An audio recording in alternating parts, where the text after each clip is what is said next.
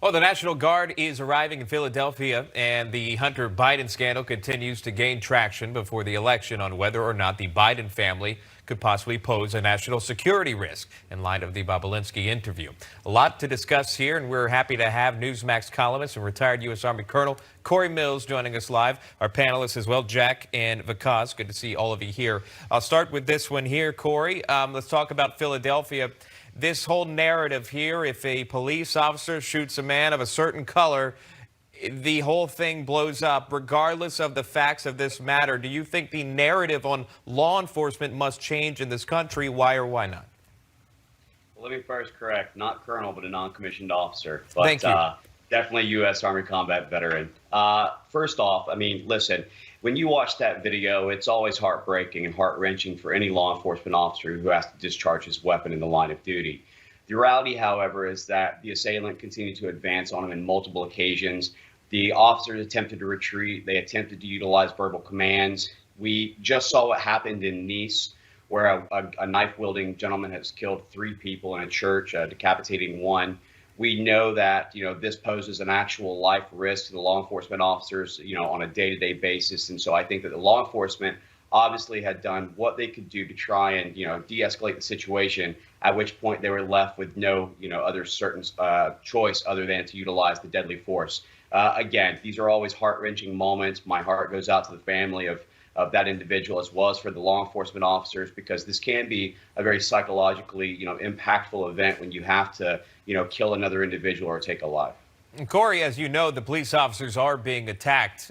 Even last night, there were several objects thrown at them. Again, the main authority in that area has said there's possibly someone threw blood on them. Several officers were injured on Monday night as well. What do you say to that? Well, again, this is as ridiculous as the Democratic statement where they were saying that we should try and defund our police rather than defend our police.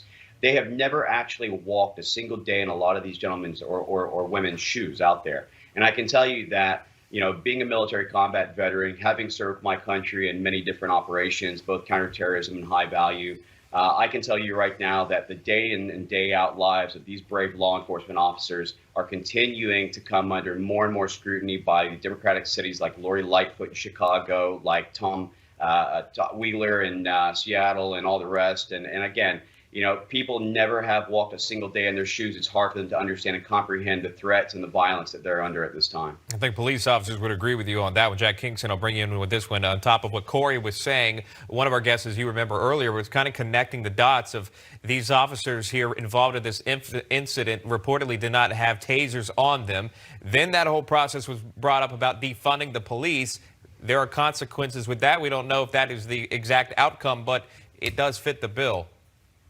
Absolutely. And it's classic when the Democrats say, well, I'm not talking about defunding. I'm talking about reprioritizing or redirecting some of this money. They're cutting the police. And the police do need things like body cameras for their own protection, as well as the victim or the criminal. And they also need to have all the best training. They need to have the tasers and all the bells and whistles that's going to help them keep the peace. But more than anything, kind of getting rid of all the gizmos.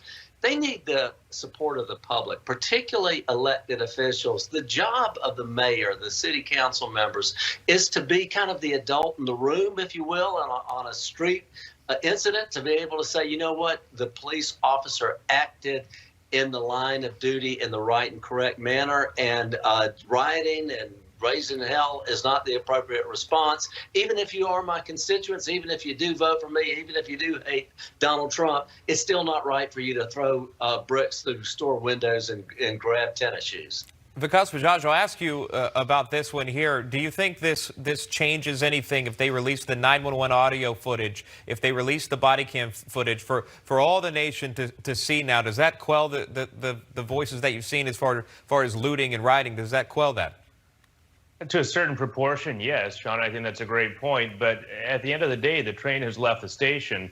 The mantra here is that police are singularly targeting people of certain racial makeups and certain suspect populations in the United States, and it's turned into a popularity contest. So unfortunately, as our guests have astutely pointed out, the politicians are jumping on that train, in order to garner votes and garner support. So yes, it will help. And to the fair-minded Americans who are watching your show and also looking at the facts, which I believe make up the vast majority of the belief here, it will make a difference. But to the politicians, hardly, in my opinion.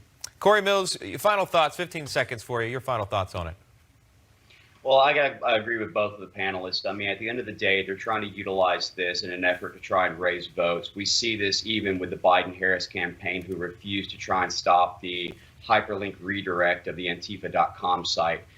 Look, every time there's an incident, we look for a societal degeneracy, and that's something that just has to stop. We have to bring law and order, and this president has definitely gone forward and continued to try and implement that. Cory Mills, always a pleasure, sir. Jack, Vic, stick around. We appreciate it.